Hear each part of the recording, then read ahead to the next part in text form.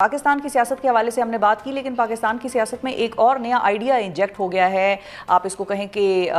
سامنے آیا ہے، انٹروڈیوس کرایا جا رہا ہے، وہ ہے ایبراہم اکارڈ کے نام سے۔ ایبراہم اکارڈ وہ معاہدے جن کے حوالے سے ہم نے پروگرام کے آغاز میں آپ کو بتایا۔ میر صاحب یہ بتائیے کہ یہ ایبراہم اکارڈ جو ہے اس کو تسلیم کرنے کے حوالے سے خواجہ آصف صاحب، رانا ثناء اللہ صاحب کے جو اچانک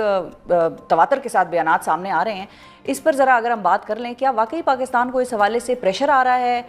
پاکستان سے یہ تقاضا کیا جا رہا ہے کہ آپ ایبراہم اکارڈ کو مان لیں، انہیں پر غور کریں، اور مطلب کہاں سے پریشر آ رہا ہے؟ کیا اس کا سلسلہ چل رہا ہے؟ یہ اس کے حوالے سے آپ کی کیا خبریں؟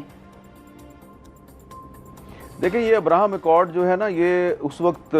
یہ بات شروع ہوئی تھی جب ٹرمپ صاحب کا پہلا دور صدارت تھا، جب پہلی دفعہ وہ امریکہ کے صدر تھے،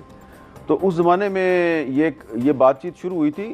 بظاہر اس کا مقصد تو یہ ہے نا کہ جو مختلف مسلم ممالک ہیں وہ اسرائیل کو بطور ایک مملکت کے تسلیم کر لیں، اس کے ساتھ سفارتی تعلقات قائم کر لیں۔ اصل مقصد تو یہ ہے جی۔ تو یہ ٹرمپ صاحب کے پہلے دور میں یہ پریشر اس وقت بھی پاکستان پہ آیا تھا، میں اس کا آئی وٹنس ہوں، یہاں تک کہ مجھے بھی کہا گیا تھا کہ بھائی آپ لوگ جو ہیں وہ کیوں آپ اسرائیل کے ساتھ تعلقات کی مخالفت کرتے ہیں، کیا مسئلہ بھائی آپ کا اسرائیل کے ساتھ؟ اور اس کے بعد پھر کمپین بھی شروع ہوئی تھی۔ آپ یاد کریں نا کہ بہت بڑے بڑے جو پاکستان کے صحافی ہیں، ٹی وی اینکرز ہیں، انہوں نے پروگرام کیا تھا باقاعدہ کہ اسرائیل کے ساتھ سفارتی تعلقات قائم کرنے کے کیا فوائد ہوں گے۔ اور ایک میٹنگ مجھے یاد ہے جو وزیر اعظم سیکریٹریٹ میں ہوئی، اور اس میٹنگ میں کوئی 10-15 جو ٹی وی اینکرز ہیں ان کو باقاعدہ گھیر کر وہاں لے جایا گیا۔ میں بھی یہ یاد ہے، اور میر صاحب آپ کا ایک سٹانس بھی تھا، بالکل آپ کا ایک سٹانس بھی تھا، بڑی سٹرونگ پوزیشن تھی جو آپ نے اس وقت لی تھی، اور آپ نے یہ بھی بتایا تھا، اپنے پروگرامز میں بھی ذکر کیا تھا، کالمز میں بھی لکھا تھا کہ اس وقت کی حکومت جو خان ایڈمنسٹریشن تھی اس پہ بھی پریشر آیا تھا اور خان صاحب نے انکار کیا تھا۔ یہ بھی خبر آپ کی تھی؟ جی، وہاں پہ دیکھیں یہ ہوا تھا کہ ایسا لگ رہا تھا کہ کچھ ٹی وی اینکرز جو ہیں ان کو باقاعدہ بریف کیا گیا ہے، اور ان کی اسائنمنٹ یہ تھی کہ انہوں نے عمران خان کو کنونس کرنا تھا کہ جی آپ اسرائیل کے ساتھ سفارتی تعلقات کا ابھی بیٹھے بیٹھے یہیں پہ فیصلہ کر لیں، نہ پارلیمنٹ کے پاس جائیں، نہ کسی اور سے پوچھیں، بس یہ ٹی وی اینکرز ہیں نا جو 10-15، بس یہ انہی کے ساتھ فیصلہ کر لیں آپ، یہ اتنا بڑا۔ تو وہ اب خان صاحب جو ہیں، میرا پہلے تاثر یہ تھا کہ شاید یہ عمران خان صاحب جو ہیں یہ ٹریپ میں آ چکے ہیں، لیکن جب میں نے وہاں پہ بیٹھے دیکھا تو جو انفارمیشن منسٹر صاحبہ تھیں وہ صرف ان صحافیوں کو، ان اینکرز کو چانس دے رہی تھیں جو کہ اسائنمنٹ کو صحیح طریقے سے نبھا رہے تھے۔ ٹھیک ہے، پرو اسرائیل تھے اس وقت، وہ بار بار میری طرف دیکھ رہے تھے، ہاں خان صاحب بار بار میری طرف دیکھ رہے تھے، یہ نہیں بول رہا۔ تو پھر میں نے جب دیکھا کہ یہ تھوڑا سا انکمفرٹیبل لگ رہا ہے تو انہوں نے خود ہی مجھ سے پوچھ لیا کہ ہاں بھی آپ کا کیا خیال ہے؟ تو میں نے ان سے سیدھی سی بات، میں نے کہا آپ بڑے لیڈر ہیں یا یہ جس کی تصویر اوپر لگی ہوئی ہے یہ بڑا لیڈر ہے؟ انہوں نے اوپر دیکھا، انہوں نے کہا ہاں قائد اعظم محمد علی جناب میرا لیڈر ہے، یہ مجھ سے بڑا ہے۔ تو میں نے کہا پھر خان صاحب کیا قائد اعظم کے پاکستان میں وہ پالیسی نہیں ہونی چاہیے جو قائد اعظم کی پالیسی ہے؟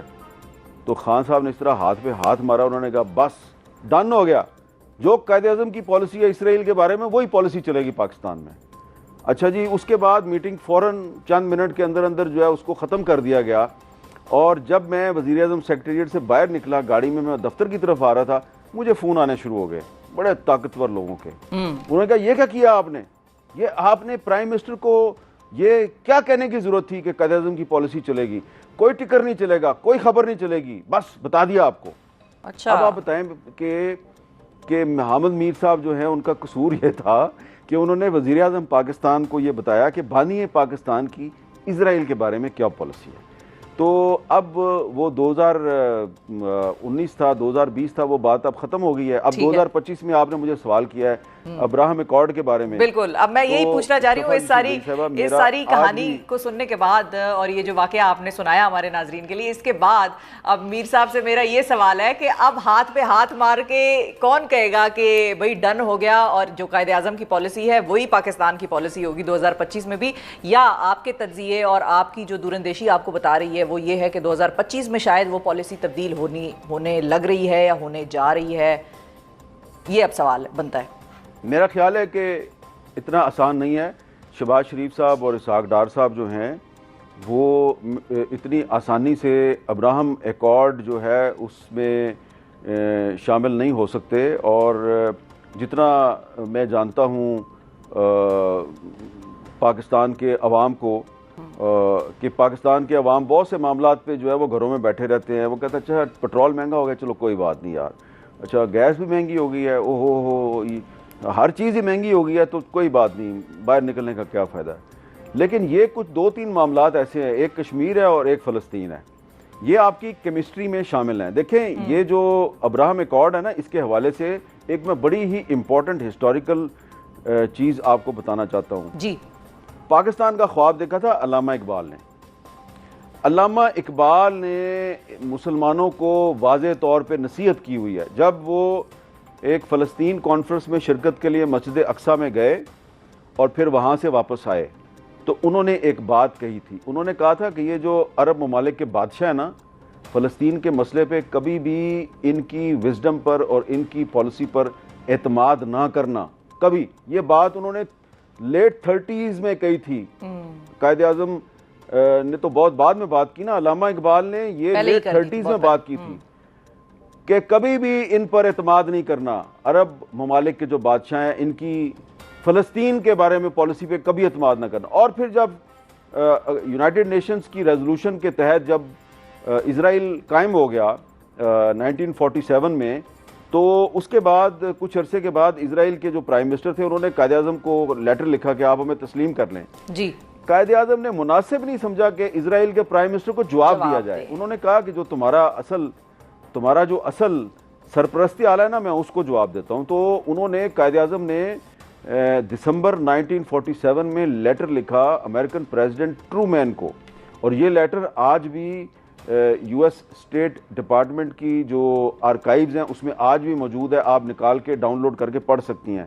قائد اعظم نے کہا تھا کہ یہ یونائٹڈ نیشنز کی جنرل اسمبلی کی ریزولوشن 181 کے تحت جو ڈویژن آف پیلسٹائن کی گئی ہے اور اسرائیل قائم کیا گیا ہے، یہ غلط ہوا ہے، اس سے کوئی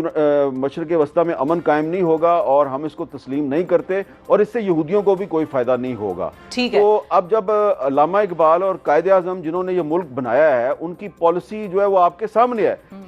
جتنے مرضی عرب ممالک اسرائیل کو تسلیم کر لیں، جتنے مرضی افریقہ کے مسلم ممالک اسرائیل کو تسلیم کر لیں، اگر علامہ اقبال اور قائد اعظم نے کہہ دیا کہ اسرائیل کو تسلیم نہیں کرنا، تو پھر جو بھی پاکستان کا حکمران جو ہے وہ یہ کام کرے گا خدا نہ خواستہ، تو وہ پھر علامہ اقبال اور قائد اعظم کے ساتھ غداری کرے گا۔ بہت شکریہ ادا کریں گے حامد میر صاحب۔ ناظرین ہمارے ساتھ کہ پاکستان کی سیاست اس وقت کیا ہو رہا ہے، کیا ہلچل مچتی نظر آ رہی ہے یا نہیں آ رہی ہے، اس کا بھی بڑا واضح طور پر ہمیں اطلاعات اور جو حرکات و سکنات حکومتوں کی لگ رہی ہیں نظر آ رہی ہیں، وہ میر صاحب نے بتائیں، اور ساتھ ہی ابراہم ایکارڈ کا بھی جتنا کچا چٹھا تھا وہ سارا کھول کے بیان کر دیا ہے۔ ان وزراء کو بھی یہ پروگرام دیکھنا چاہیے میر صاحب نے جو باتیں کی ہیں، جن کو کہ شاید معلوم نہیں ہے۔ میر صاحب ایز آلسو سیڈ کہ شاید ان کو نہیں پتا کہ قائد اعظم یا علامہ اقبال کی رحمۃ اللہ علیہ کی کیا پالیسی رہی ہے، کیا ان کے بیانات اور فرمودات رہے ہیں ابراہم ایکارڈ اور اسرائیل کے حوالے سے۔ ابراہم ایکارڈ تو خیر بعد میں ہوا، لیکن اسرائیل کے حوالے سے جو ان کی فرمودات رہے ہیں۔ اب اسی کے ساتھ ناظرین مجھے وقفہ لینا ہے، وقفے کے بعد واپس آئیں گے تو ذرا حکومتی نمائندے سے یہ بات جانیں گے کہ یہ اچانک سے ابراہم ایکارڈ اسرائیل اور ایران اور سعودی عرب کے ساتھ مل کر ابراہم ایکارڈ میں شامل ہونا، یہ کیسے خیال آیا، کیوں یاد آ گیا اچانک حکومت کو، جب اپنے اتنے چیلنجز پڑے ہیں تو اسرائیل کی طرف ہم نے کیوں دیکھنا۔